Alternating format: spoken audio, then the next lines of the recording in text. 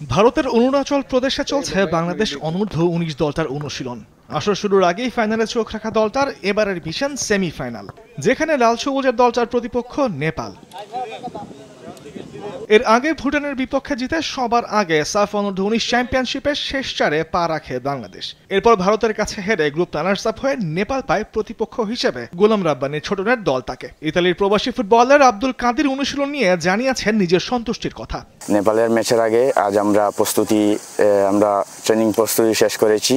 আপনারা সবাই দোয়া করবেন যাতে আপনাদের মুখে আমরা হাসি ফোটাতে পারি। এদিকে রাইট উইঙ্গার মোর্শেদ আলী চোখ রাখতে চান শুধুই সেমিফাইনালে। প্রতিপক্ষ নেপালের দুর্বলতা নিয়ে কাজ করে মাঠ ছাড়তে চান জয় দিয়ে। নেপালের ম্যাচের আগে আজকে আমাদের একটা ভালো প্র্যাকটিস সেশন ছিল, তো আমরা নেপালের ভিডিও সেশন দেখছি, আমরা ক্লাস করছি, ওই অনুযায়ী মাঠে ট্রেনিং সেশন আজকে করা হয়েছে।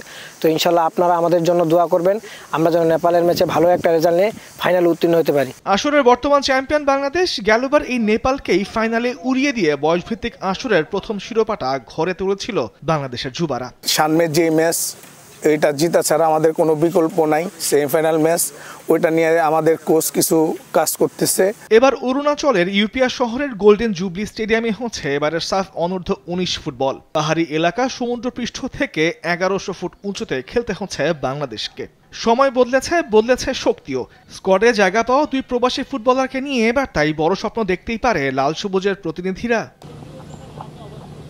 তামিমুর রহমান, স্পোর্টস ডেস্ক, দেশ টিভি।